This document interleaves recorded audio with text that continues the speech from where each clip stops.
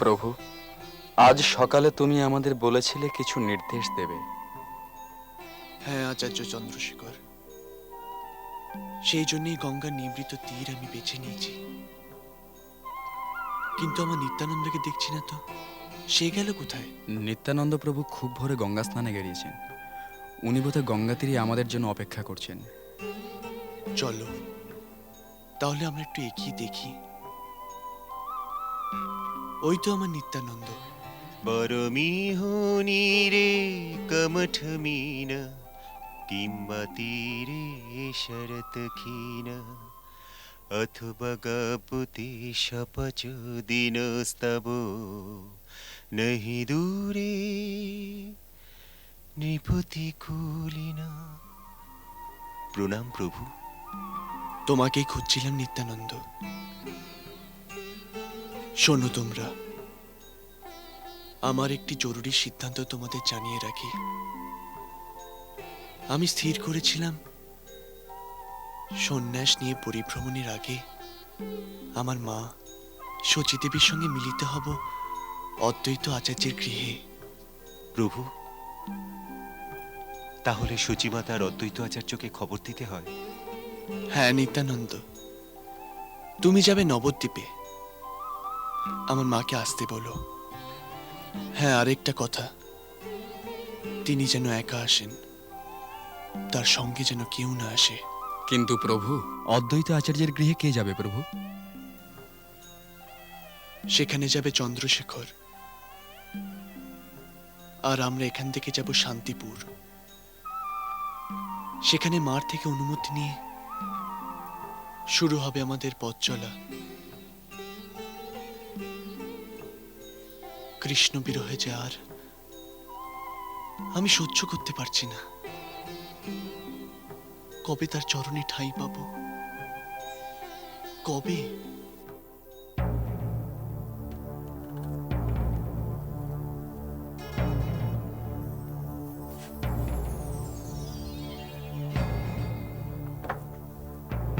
Ekracharmang shukaschaika Sangbito gajakritina Kapal hari sarpakhai Kapal hari sarp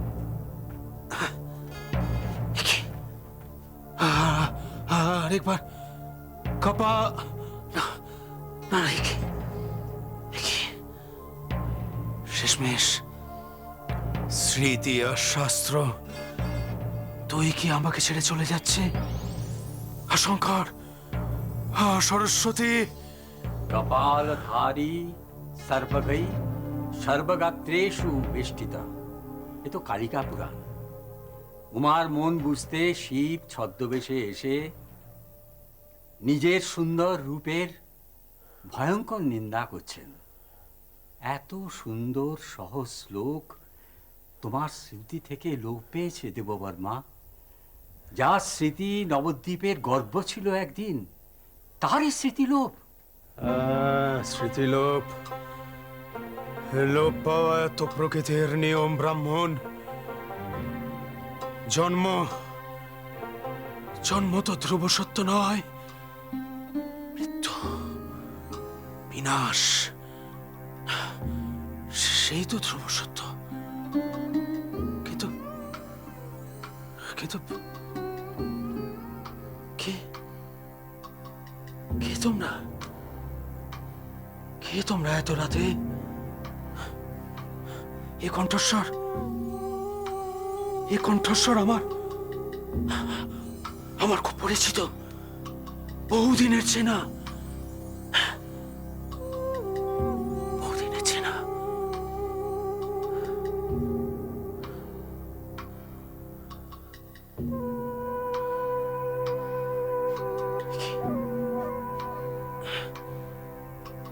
আধারে তো কিছুই দেখতে পায় না, শুধু এক শুভ্র উপহিত পরিহিত মানুষ। সে কি দৃষ্টি এত ক্ষয়ে গেছে, আমাদের চিনতে পারছো না? এ কণ্ঠস্বর, এ কণ্ঠস্বরও তো আমার বহু পরিচিত, এ কণ্ঠস্বরও তো আমার চেনা, কিন্তু কিন্তু অন্ধকারে কিছু দেখতে পায় না। কুয়াশার পেছনে দাঁড়িয়ে থাকা এক প্রেত মূর্তির মতো। কিছু দেখতে পায় না কেন? আপনারা এই ভর সন্ধেবেলা এইখানে? এতদিন পর মনে পড়লো বুঝি আমাকে? না রে মা, তোকে সব সময় মনে পড়ে, সব সময় মনে পড়ে।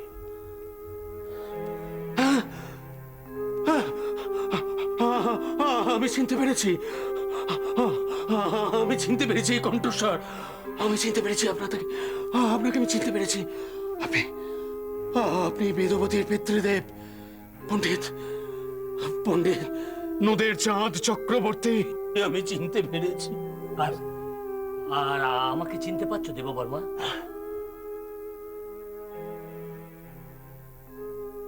আপনি বিশ্বাসী মানুষ, কিন্তু বিষয়ী নন। সংসারে আপনার মন নেই, মন দিয়েছেন পথে। অন্তত আপনার শান্ত কণ্ঠস্বর এটুকু বলে দেয়। তার বেশি আমি কিছু জানি না। গান জানেন? গান, গানের স্বর থেকে, সুর থেকে, শ্বাস থেকে আজকাল বড় সহজে মানুষকে চিনতে পারি, জানেন?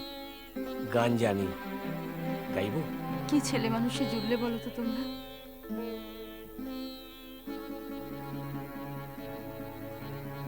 হরিহরায় নমো কৃষ্ণ, যাদবায় নমো, যাদবায় মাধবায়, কেশবায় নমো। হরিহরায় নমো কৃষ্ণ, যাদবায় নমো, যাদবায় মাধবায়, কেশবায় নমো।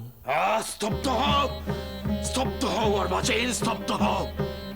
কার এত বড় সাহস মহাকালের নাট মন্দিরের সেবায়েত পণ্ডিত দেববর্মার সামনে দাঁড়িয়ে হরিস্তুতি করে? কার এত বড় সাহস? অধম, শ্রী গৌরাঙ্গের দাস।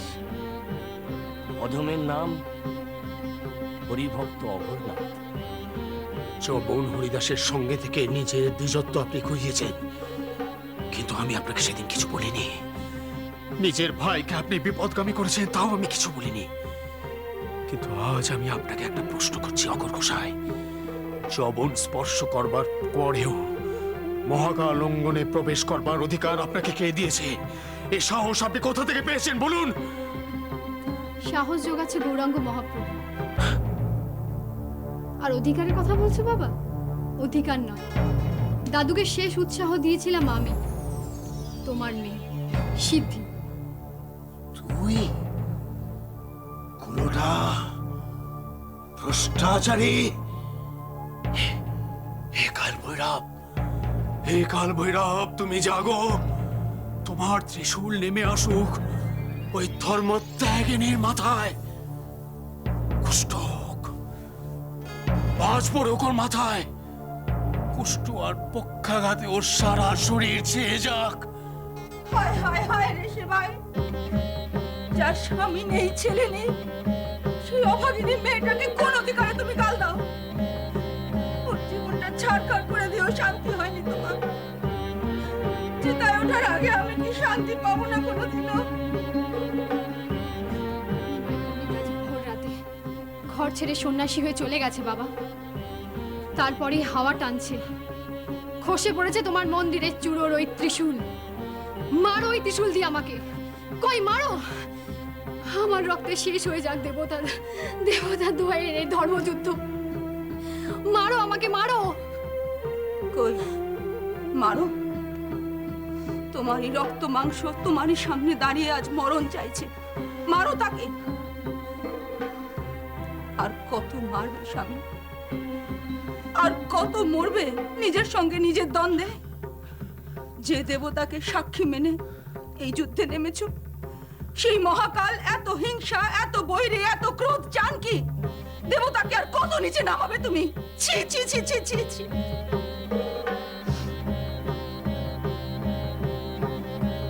জেদ আর দম্ভ মানুষকে কোন পর্যায়ে নিয়ে যায় দেখেছো বাবা?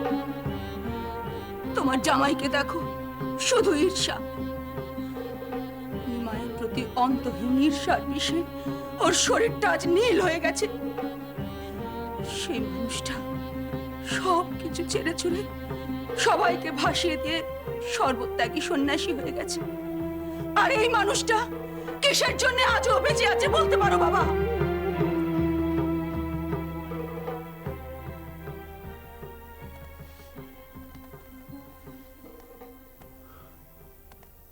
আজ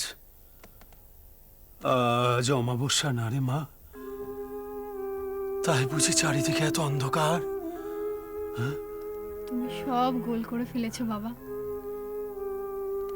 দেখো না কি সুন্দর জ্যোৎস্না, ওই দেখো কি সুন্দর উপর থালার মতো চাঁদ উঠেছে। চাঁদ উঠেছে? কোথায় কোথায় চাঁদ উঠেছে? আমি তো দেখতে পাচ্ছি না। শিবের মাথায় যেটুকু ক্ষীণ চন্দ্র শোভা পায় সেটুকু তো আমি দেখতে পাচ্ছি না। হে মহাদেব, তুমি আমার দৃষ্টির শেষ জ্যোতিটুকু কেড়ে নিলে। ওগো শুনছো? ভালো করে কান দিয়ে শোনো। নিমাই সন্ন্যাস নিয়েছে, সন্ন্যাস। নবদ্বীপে আর গৌরচন্দ্র নেই। তুমি কি শোনালে? গোরাচাঁদ নেই? তাহলে তাহলে কার সঙ্গে শাস্ত্র নিয়ে তর্ক করবে এই মহাশৈব দেববর্মা? হ্যাঁ? কার সঙ্গে শাস্ত্র নিয়ে তর্ক করবে? দেববর্মা, তোমার কাছে নিমায়ের একটা সামান্য অনুরোধ আছে, আর সেটা জানাতেই আমরা দুই ভাই তোমার কাছে এসেছি। আমার কাছে অনুরোধ? শেষ নাগের কাছে গরুরের অনুরোধ? বেশ, বলুন শুনি। নবদ্বীপের শেষ কীর্তন আসরে ক্লান্ত দেহে আমাকে ডেকে বলল, ঠাকুর, তুমি দেববর্মাকে বলো এই গৌরবঙ্গে শাক্ত শৈব ধারাকে বাঁচিয়ে রাখার সব দায়িত্ব তারই। শিব শিব, তুমি নিমায়ের শরীরের অংশ হয়েছিলে, তার মুখ দিয়ে তোমার বাণী পাঠালে। মা সেতি, মারে মা, দেখ মা, দেখ আকাশের সব মেঘ কেটে যাচ্ছে। হ্যাঁ, আকাশের সব মেঘ কেটে যাচ্ছে মা। দেখ তুই, দেখ আকাশে পূর্ণ শশী। হ্যাঁ মা, আজ তুমি ছিলেই বলেই তো মানুষের মধ্যে এত চৈতন্য এসেছে।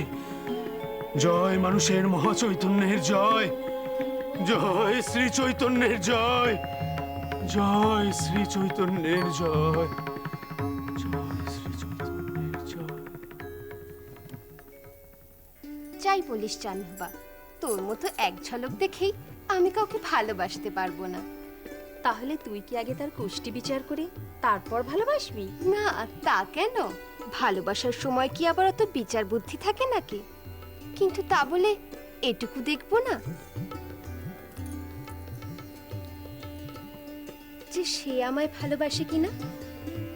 তার ভালোবাসাই যদি না পাই তাহলে কি লাভ অমন ভালোবেসে? লাভ আছে বসুধা, লাভ আছে। প্রকৃত ভালোবাসা কখনো কোনো প্রত্যাশা করে না। নিঃস্বার্থভাবে ভালোবেসে যে কি সুখ পাওয়া যায়, তাকে আমি চাওয়া পাওয়ার দাড়িপাল্লায় ওজন করতে যাব কেন বল? তাতে তো প্রেমিক আর ব্যবসায়ীর মধ্যে কোনো তফাৎ থাকে না।